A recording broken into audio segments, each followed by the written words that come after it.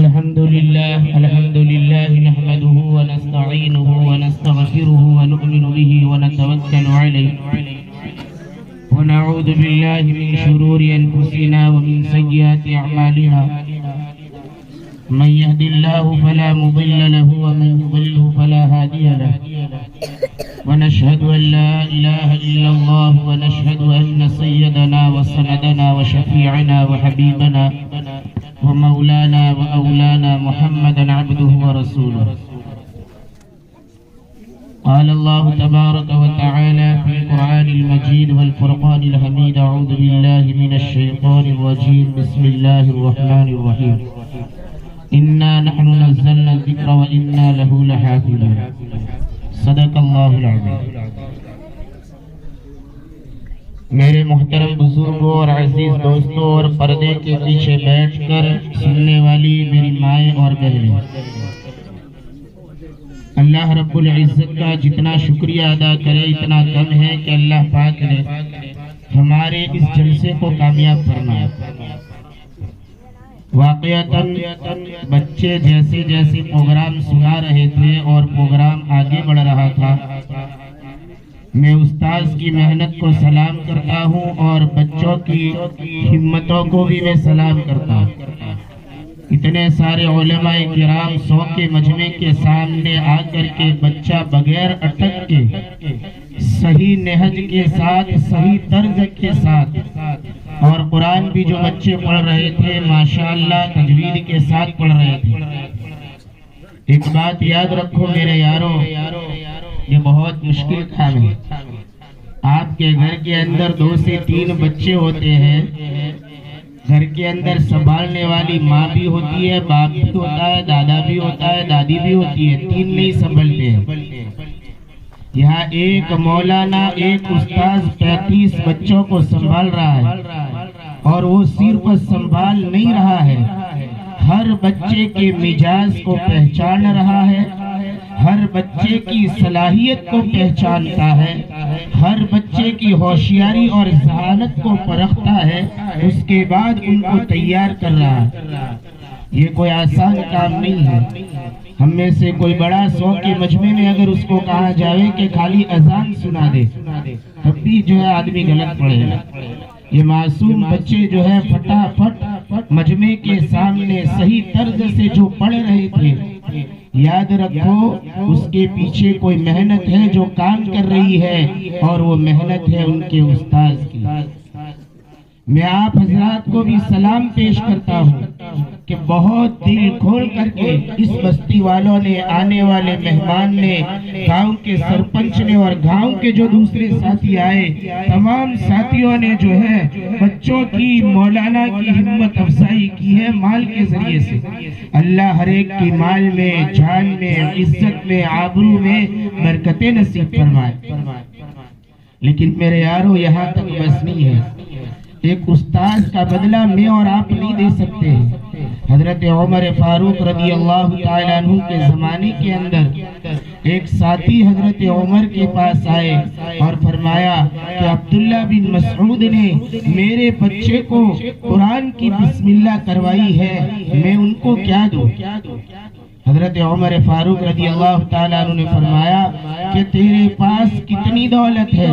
اس نے کہا اس زمانے کے اندر کہ میرے پاس 70,000 سونے کی اشرفیہ ہے. حضرت عمر نے فرمایا کہ اگر تو سارا مال دے دے گا نا تب بھی تیرے بچے کے استاد کا حق ادا نہیں ہوگا. اس نے اپنی ساری ملکیت استاذ کو دے دی. حضرت عمر فاروق رضی اللہ تعالیٰ نے فرمایا کہ تو نے استاذ کا حق تو ادا نہیں کر سکتا ہے، لیکن اللہ رب العزت کے یہاں تو جو ہے سوال سے بچ جائے گا. اس لیے پڑھانے والے اساتذہ علماء کرام، دنیا کے اندر ہر چیز کی محنت ہو رہی ہے، اس کے اوپر بھرپور دنیا لوگ کما رہے ہیں. ایک عالم کی تنخواہ میں اور آپ کیا دیتے ہیں؟ 7,000 8,000 10,000. ذرا میں اپنے گریبان میں ہم سب جھک کر کے دیکھیں کہ کیا 7,000 میں 3 بچے اور اس کی فیملی 5 آدمیوں کا کھانا 7,000 میں مہینہ پورا ہو جائے گا؟ 8,000 میں پورا کر لے گا، 10,000 میں اس عالم کا پورا ہو جائے گا؟ نہیں میرے دوستو، جب مہینہ ختم ہونے کو آتا ہے اور علماء کرام کے جیب جب خالی ہوتے ہیں، اس وقت اس کے دل پر کیا گزرتی ہے ذرا اس سے پوچھو، اس عالم سے جا کر کے پوچھو۔ وہ تنہائیوں میں اللہ سے روتا ہے اور یہ کہتا ہے اللہ کوئی راستہ بنا دے۔ بہت مشکل ہے میرے یارو، مہینے کا اختتام ہے، بچی کی کوئی ضرورت پیش آ گئی، عالم کے بچے کو کوئی ضرورت ہے، بچہ زیادہ پیسے مانگ رہا ہے، ایک عالم باپ بچے سے کہہ رہا ہے بیٹا تنخواہ ہونے دو، دے دیں گے۔ کیا دنیا کی تعلیم اور دنیا کے لوگوں کا یہ نصب ہے اپنی فیملیوں کے ساتھ؟ نہیں میرے دوستو، جلسہ ہوا، ہم نے علماء کی محنت کو دیکھا کہ مدرس کی محنت کس طرز پر ہے، وہ میرے بچوں کے پیچھے کس طریقے سے محنت کر رہا ہے۔ اب اس کی قدردانی یہ ہے کہ اگر اس کے بدلے میں میں میری پوری دنیا کو لٹا دوں تب بھی اس استاذ کے حق کو ادا نہیں کر سکتا۔ ایک بہت بڑے محدث گزرے ہیں، بہت بڑے محدث، حضرت یحییٰ بن انیس، امام بخاری کے بھی استاد ہیں، امام مسلم کے بھی استاد ہیں، بڑے بڑے محدثین کے وہ استاد ہیں۔ اور قرآن کے اندر ایک مرتبہ اپنے شاگرد کے سامنے سورہ علم تر پڑھ رہے تھے، علم تر کیف فعل، لیکن وہ پڑھ رہے تھے قرآن کو اس طریقے سے، الف لام میم تر کیف فعل۔ ان کے شاگرد نے فرمایا کہ استاذ محترم، یہ آپ علم کی جگہ پر الف لام میم کیوں پڑھ رہے ہو؟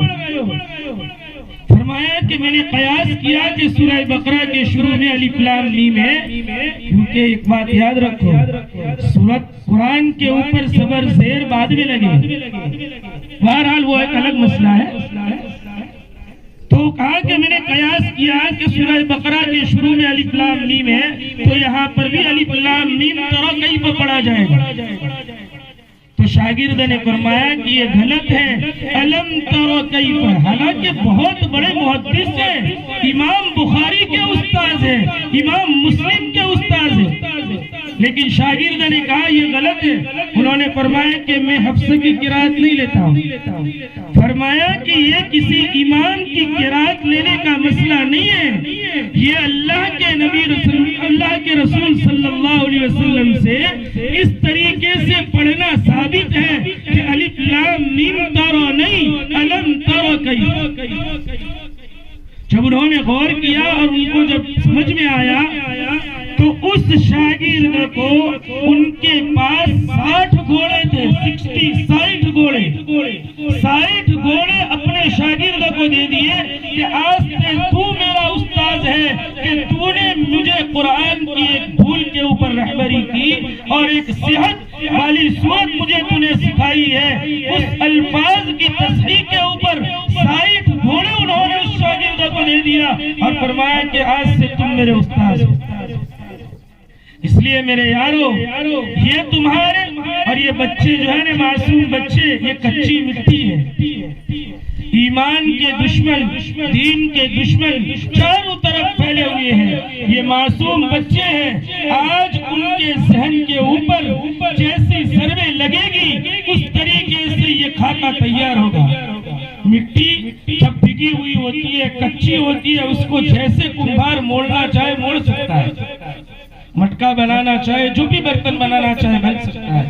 یہ ہمارے بچے یہ کچی مٹی ہے، جیسے ان کی رہبری ہم کریں گے اس طریقے سے جو ہے اللہ پاک ان کے ایمانوں کو اور ان کے دلوں کے اندر اور ان کے ذہن کے اندر جو ہے دین کو مضبوط کرے گا۔ بعد میں جا کر کے جو ہے کسی بھی فیلڈ میں وہ چلے جائیں گے، چاہے کاروبار میں جاوے، چاہے جو ہے بڑی بڑی نوکریوں پر جاوے، کھیتوں کی مزدوری کے اوپر جائیں گے، لیکن بچپن کا یاد ہوا کیا ہوا وہ کبھی نہیں بھولیں۔ امام شافعی رحمت اللہ علیہ کا قول ہے کہ بچپن کا یاد کیا ہوا بچپن تک یاد رہتا ہے۔ اس لیے میرے یارو دین کی محافظت ہمارے جو ہے مولانا انور شاہ کشمیری رحمت اللہ علیہ کا قول نقل کیا ہے مفتی سعید صاحب پالنپوری نے کہ شاہ صاحب فرمایا کرتے تھے کہ مکتب کی بنیاد، مکتب کی تعلیم یعنی گاؤں کے مدرسے کی تعلیم اصل ہے، دارالعلوم کی تعلیم اصل نہیں ہے، کیونکہ قرآن کو سیکھا جاتا ہے مکتب میں، قرآن کو صحیح طور پر پڑھنے کی ترتیب مکتب میں بتائی جاتی ہے، اور جو ہے دارالعلوم تو اس کے اوپر جو ہے صرف پروان چڑھاتا ہے۔ اس لیے میرے یارو جلسے تک محدود نہ رکھے، بہت اچھا ماشاءاللہ بستی کے ہر ذمہ دار ہمارے جو متولی صاحب ہیں اور دوسرے بھی جو سیکریٹری صاحب ہیں، جتنے بھی اس جگہ کے جو ہے متولیان حضرات ہیں، ہر ایک نے مولانا کو بہت اچھا سپورٹ دیا ہے، بچوں کی ہمت افزائی کی ہے، لیکن اب والیوں کی ذمہ داری ہے کہ والی اپنے بچوں کو پابندی کے ساتھ مکتب کے اندر بھیجے۔ آج بڑے بڑے شیخ الحدیث جو ہوتے ہیں، دارالعلوموں میں پڑھانے والے علماء کرام جو ہوتے ہیں، میرے دوستو کہ شیخ الحدیث ہے ہمارے استاد مولانا شیخ یونس صاحب جونپوری علیہ الرحمہ یوں فرمایا کرتے تھے کہ بخاری شریف پڑھانے والے سے زیادہ مرتبہ الف با پڑھانے والے کا ہے۔ اور میں نے جب میں بخاری دوسری مرتبہ پڑھنے گیا تھا، میں نے خود دیکھا کہ میرے استاذ کے پاس ایک بڑے میاں آئے جو داڑھی بالکل سفید تھی، بال بکھرے ہوئے تھے۔ میرے شیخ مولانا یونس صاحب جونپوری بخاری کا سبق جب پڑھاتے تھے حرکت نہیں کرتے تھے، ایک بیٹھک پر بیٹھے بس اسی کے اندر بخاری چل رہی ہے، چاہے 4 گھنٹے تک سبق دے۔ لیکن وہ بڑے میاں جیسے ہی درسگاہ کے اندر داخل ہوئے، حضرت شیخ کھڑے ہو گئے اور معانقہ کیا، ادب کیا، بوسہ دیا اور اپنے بستر پر ان کو بٹھایا۔ بعد میں ہم نے پوچھا کہ جب شاگردوں نے پوچھا تو فرمایا کہ یہ میرے الف با کے استاد ہیں، اور حضرت شیخ یونس جونپوری یوں فرمایا کرتے تھے کہ قرآن اٹھاؤ یا حدیث اٹھاؤ، اللہ کا کلام اٹھاؤ یا رسول کا کلام اٹھاؤ، الف سے لے کر یا تک ہی الفاظ آتے ہیں، اس سے بڑھ کر نہیں آتے۔ ارے پورا قرآن الف سے لے کر یا تک ہی کے اندر آتا ہے نا، چاہے وہ الناس ہو، الحمد ہو، یا ایھا الذی ہو، کوئی بھی ہو، الف سے لے کر کے یا تک جو 29 حروف ہیں اس کے اندر فرمان رسول بھی ہے اور اسی کے اندر اللہ کا کلام۔ اس لیے یہ ہماری مکتب کی تعلیم یہ بنیادی تعلیم ہے۔ حضرت جی مولانا یوسف صاحب علیہ الرحمہ یوں فرمایا کرتے تھے کہ ہر علاقہ، ہر بستی اور ہر خطے کے اندر مکاتب کو مضبوط کرو، دین کی محنت عموم پر آ جائے۔ اور حضرت جی مولانا عمر صاحب پالنپور علیہ الرحمہ اس پر اتنا زور دیتے تھے، اتنا زور دیتے تھے کہ ایک مرتبہ جو ہے حضرت کے ملفوظات میں میں نے پڑھا کہ حضرت جی مولانا عمر صاحب یوں فرمایا کرتے تھے، جس جگہ کا مکتب صحیح نہج سے چلے گا وہاں پر باطل کبھی بھی نہیں گھسے۔ ہمارے ایمان کے دشمن چاروں طرف پھیلے ہوئے ہیں۔ ابھی ہم کہتے ہیں نا کہ آج سے 10 برس 15 برس پہلا موبائل میں کوئی اڑک نہیں، ہمارے بڑے بڑے کہتے تھے پانی نو پڑی کو من سے پانی نو، یعنی پانی کے پیکٹ ملیں گے۔ ہم نے دیکھ لیے نا پانی کے پڑی کے، لوگ اس وقت سوچتے تھے پانی کا پڑی کا کیسے ملے گا، تو پانی کے پاؤچ بھی دیکھ لیے ہم نے۔ آج ہم ہماری اولاد سے کہتے ہیں کہ موبائل کو ہم نے دیکھا بھی نہیں تھا کیا ہوتا ہے۔ آپ چھوٹے بچے کو بھی پوچھو کہ موبائل کو فنکشن اس کو یاد ہوگا۔ تو زمانہ جیسے ڈیجیٹل ہوتا جا رہا ہے، ترقی یافتہ ہوتا جا رہا ہے، کیونکہ یہ اسرائیلی ترکیبیں ہیں، یہ جو کام کر رہا ہے چاہے وہ انٹرنیٹ ہو یا کوئی بھی چیز ہو، اس کے پیچھے اسرائیلی طاقتیں کام کر رہی ہیں جو اسلام کو اور مسلمان بچوں کو کس طریقے سے ایمان سے ہٹایا جائے، دین سے ان کو کیسے جو ہے آگے کیا جائے، اس کی یہ محنتیں ہیں، یہ سازشیں ہیں، یہ قرب قیامت کی علامات میں سے اس کا ایک ہی طریقہ ہے کہ اب ہمارے گاؤں کے مکتبوں کو اور دین کی محنت کو مضبوطی سے تھام دیں۔ یہ ہمارا مکتب، یہ اسلام کے قلعے ہیں، یہ ہمارے بچوں کی ایمان کو پروان چڑھائیں گے، اور بچے کے دل کے اوپر جو بات بیٹھ جائے گی میرے دوستو، وہ بڈھا ہو جائے گا، وہ کبھی نہیں بھولے گا۔ لیے میرے یاروں میں والیوں سے کہتا ہوں کہ پابندی کے ساتھ اپنے اپنے بچوں کو جو ہے مدرسے کے اندر بھیجے. جو استاذ یہاں پڑھا رہا ہے اس کی ضرورتوں کا خیال رکھو. یاد رکھیو متولی صاحب جو ہوتے ہیں نا, متولی صاحب, ان کی ذمہ داری ہوتی ہے. بات کڑوی ہے لیکن فارسی کا ایک محاورہ ہے, دوا تلخ است لیکن فائدہ بسیار است.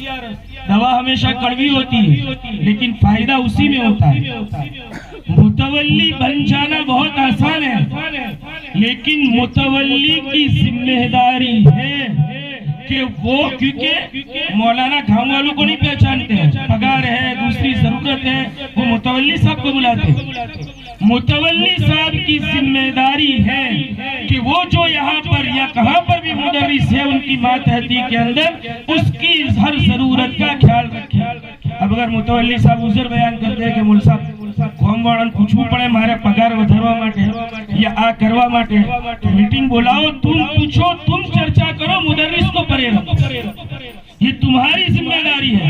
اگر مدرس کو کوئی تکلیف پڑتی ہے کل قیامت کے دن اللہ آپ سے سوال کرے گا کہ ایک وارث انبیاء تمہاری بستی میں تھا, ایک امام تھا, تمہارے بچوں کو دین کی تعلیم دینے والا ایک مدرس تھا اور اس کو تمہاری ماتحتی میں تھا اور تمہاری وجہ سے اس کو یہ تکلیف دی, تم نے اس کی تکلیف کا لحاظ کیوں نہیں کیا؟ ذرا سوچو. آزار ہر فیلڈ میں آتے ہیں, کون سے بھی شعبے میں چلے جاؤ. ارے وہ سرکاری اسکول والے بھی تو ہڑتال کرتے ہیں پگاروں کی, ہر شعبے میں ہے میرے دوستوں. دنیا دارالاسباب ہے. مدرس اور علماء کوئی جبرائیل کے بھائی نہیں ہے کہ ڈائریکٹ اللہ پاک جو من و سلوہ آسمان سے اتارتا ہے. وہ بھی ضرورت مند ہے, ان کی ضرورتیں ان کے پیچھے لگی ہوئی ہے. ان کی بھی بیوی ہے, ان کی بھی جوان بیٹیاں ہیں, جوان بیٹے ہیں, معصوم بچے ہیں, ان کی بھی عید آتی ہے, ان کے یہاں بھی شادیاں ہوتی ہے, ان کے یہاں بھی تہوار آتے ہیں, ان کے بھی بھائی ہیں, ان کا بھی قبیلہ ہے, ان کی یہ بھی سماج ہے, ان کی بھی سوسائٹی ہے, اس کے اندر بھی ان کو بیٹھنا پڑتا ہے. ہم کہتے ہیں ان سب سماعت کرے جماعت نہ معاملہ, تو مولانا کی جماعت نہیں ہوتی ہے. جب شادیاں ہوتی ہے تو ہم لکھواتے ہیں 500 1000 کسی کو گفٹ دیتے ہیں. عید کے دن ہمارے بچوں کے جوتے 2000 روپے کے ہوتے ہیں. مولانا کے گھر میں 100 کے جوتے ابھی تک نہیں آئے. یہ ذمہ داری ہے ذمہ داروں کی. اس لیے علماء کرام, اور دیکھو پرانے علماء نہیں ملتے ہیں. ایک عالم اگر ایک جگہ پر جم کر کے محنت کرے گا تو وہ بچہ بن جائے گا. بار بار اگر علماء تبدیل ہوتے ہیں, مدرس تبدیل ہوتے ہیں, تو سچ جانو ایک پڑھانے والے کے لیے بچے کے مزاج کو سمجھنے میں 6 مہینے لگ جاتے ہیں اور بچوں کو مولانا کو سمجھنے میں 6 مہینے لگ جاتے ہیں. 1 سال تو ایسے ہی برباد ہو جائے گا. اس لیے جو مدرس جمع ہوا ہے اگر ان کا کوئی عذر شرعی ہے, یعنی ایسی سیدھ نہیں ہے کہ جو بستی والوں کے اندر بس کی بھی نہ ہو, شرعی سیدھے ہے اور ان کی کوئی ضرورت ہے جو ہم سے پوری ہو سکتی ہے لیکن ہم نہیں کر رہے ہیں, ان کی ضرورتوں کو پورے کرو اور ایسے ہیرو کو پکڑ کر کے رکھو. ہمارے عابد صاحب کی محنت میں نے 2-3 مرتبہ دیکھی, پہلے بھی میں 1 مرتبہ آیا تھا یہاں پر. ماشاءاللہ بہت اچھی محنت ہے. 5 سال اس اللہ کے بندے کو یہاں پر ہو گئے ہیں اور بچوں نے جو ان کو پہچان لیا ہے, بچے ان کو جانتے ہیں, وہ بچے کے مزاج کی عافیت رکھتے ہیں. اب جو ہے ان کو اگر کوئی ضرورت ہے ان کی ضرورتوں کا پورا کرنا یہ ہمارا فرض ہے. اس لیے میرے یارو القصہ مختصر, دین کے خاطر جتنا بھی دوں گے اتنا کم ہے. اور یہ معصوم بچے آج جو ہے ان کے پیچھے ہمارے 500 اور 100 لگے ہیں. پوری زندگی جب تک یہ زندہ رہیں گے اور قرآن پڑھیں گے, بسم اللہ پڑھیں گے, نماز پڑھیں گے, کسی کو سلام کریں گے, ہر ایک کا ثواب ہماری قبر میں مرنے کے بعد بھی پہنچ جائے. یہ ثواب جاریہ ہے. اسی لیے ہمارے استاد محترم مولانا مظفر صاحب یوں فرمایا کرتے تھے کہ للہ رقم کو خرچ کرنے کا بہترین ذریعہ دینی مکاتب ہے. للہ رقم کو خرچ کرنے کا بہترین مصرف یہ جو ہے مکاتب ہے. اس لیے میرے دوستو بہت اچھی ہمت افزائی آپ لوگوں نے کی ہے. اب دھیان دے ہوئے پورے سال کہ ہمارے بچوں کو پابندی کے ساتھ جو ہے بھیجے اور بچوں کو گھر پر آوے تو پوچھو آج کیا پڑھا بیٹا, مولانا نے کیا پڑھایا. فتنہ کرنے کے لیے نہیں. بعض لوگ ایسا پوچھ کر فتنہ کرنا چاہتے ہیں کہ مولوی صاحب ہمارے چھوکرانوں سبق نہیں لیتا. فتنے کی نیت سے مت پوچھنا, اس نیت سے پوچھنا کہ میرے بچہ جو ہے غافل نہ ہو جائے اور نہ مولانا سست پڑے.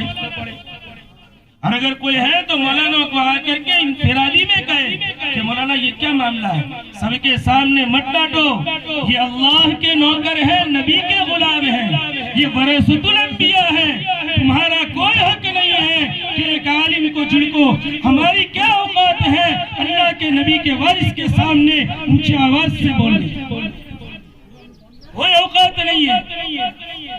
یہ اللہ کے نبی کے غلام ہیں, ان کا بھی گھر ہے, بار ہے, سب کو چھوڑ کر کے اپنی بیوی بچوں کے ساتھ یہاں پر رہتے ہیں. سال میں 3 مرتبہ 2 مرتبہ گھر جاتے ہیں. یہ دین کے راستے میں ہے, یہ 24 گھنٹے اللہ کے راستے میں ہے. یہ عالم سوتا ہے, اس کا سونا بھی عبادت ہے. اس لیے جو ہے اپنے بچوں کو پابندی کے ساتھ بھیجے, حکمت کے ساتھ ہر کام کو لینے کی فکر کرے, اور جو ہے جب بھی کوئی ضرورت ہو مکتب کے متعلق ماشاءاللہ ڈریس کا انتظام, سلائی کا انتظام, تھیلوں کا انتظام ساتھیوں نے ماشاءاللہ بہت اچھی طریقے سے ہمت افزائی کی ہے. اخیر کے اندر ایک بات کہہ دوں, ہمارا یہ جو مکتب چل رہا ہے وہ عقل پوا کی ماتحتی میں چل رہا ہے. یہ عقل پوا والے ہر مہینے مولانا کو جو تنخواہ دیتے ہیں اس کا اگر حساب کیا جائے تو سال کا 50,000 کے قریب ہو جاتا ہے. تو میرے کہنے کا مطلب یہ ہے کہ عقل پوا گویا کہ ہمارا محسن ہے, ہم پر احسان کر رہا ہے, اور علماء کرام کو, مکتب کے علماء کو عقل پوا کی طرف سے جو تنخواہیں آتی ہیں وہ للہ رقم سے آتی ہے. اب جو ہے رمضان قریب آ رہا ہے تو رمضان کے اندر عقل پوا والے بستی کے اندر بک بھیجتے ہیں مولانا کے پاس, لیکن اس کے اندر ہمیں زکوٰۃ لکھوانی ہوتی ہے. تو ساتھی اس بات کو ذہن میں رکھیں کہ عقل پوا کا مدرسے کا احسان ہماری بستی کے اوپر ہے. ہمارے مولانا کو جو پگار ہم نہیں دے سکتے, جو ہمارا حق ہے, کیونکہ عقل پوا والوں کے بچوں کو مولوی نہیں پڑھاتا, ہمارے بچوں کو پڑھاتا, تو مولوی کی پوری تنخواہ دینا یہ ہمارا فرض ہے. جیسے ٹیوشن, اسکول کا یونیفارم, اسکول کے خرچے کوئی سنستھا نہیں اٹھاتی, ہم خود اٹھاتے. تو دین کے معاملے میں ایسا کیوں؟ آج اگر ہم نے دین کے معاملے میں پارٹنر بنایا ہے, اللہ پاک کل جب میدان محشر میں ثواب تقسیم کرے گا تو عقل پوا والے پارٹنر ہوں گے ہمارے ثواب, یاد رکھیں. اس لیے میرے دوستو, میری اپیل یہ ہے کہ عقل پوا کا جب چندہ ہمارے پاس آوے, زکوٰۃ کی رقمیں لکھوانی ہے, تو دل کھول کر کے ساتھی جو ہے اس کے اندر اپنی زکوٰۃ للہ صدقات کے ذریعے سے اس مدرسے کا تعاون دکھانا. عقل پوا جو ہے ہمارے علاقے کے تقریباً 25 مکاتب چلاتے ہیں, اور تقریباً ہر مہینے 1.5 لاکھ روپے ہمارے ضلع کے اندر, جو ہمارے حلقے کے اندر عقل پوا کے آتے ہیں. ہمارے بڑلی کا جتنے مدرس بیٹھے ہیں سب عقل پوا کی ماتحتی میں. ہمارے بڑلی کے اندر جو ہے مولوی عابد صاحب یہاں پر محنت کر رہے ہیں. ہماری بڑلی کے اندر جب میں آیا تھا 3500 روپے چندہ ہر جو ہے رمضان میں عقل پوا کا ہوتا تھا. گزشتہ سال محنت ہوئی, تھوڑی ساتھیوں نے ذہن میں لیا, تقریباً جو ہے 61,000 روپے چندہ کر کے عقل پوا کو دیا, زکوٰۃ کی رقم, صدقہ, سب کچھ. تو عقل پوا ہمارے پورے علاقے کا محسن ہے, اس لیے جب اس کا چندہ آوے تو ہم دل کھول کر کے تعاون فرمائیں. اللہ ہم سب کو عمل کی توفیق عطا فرمائے.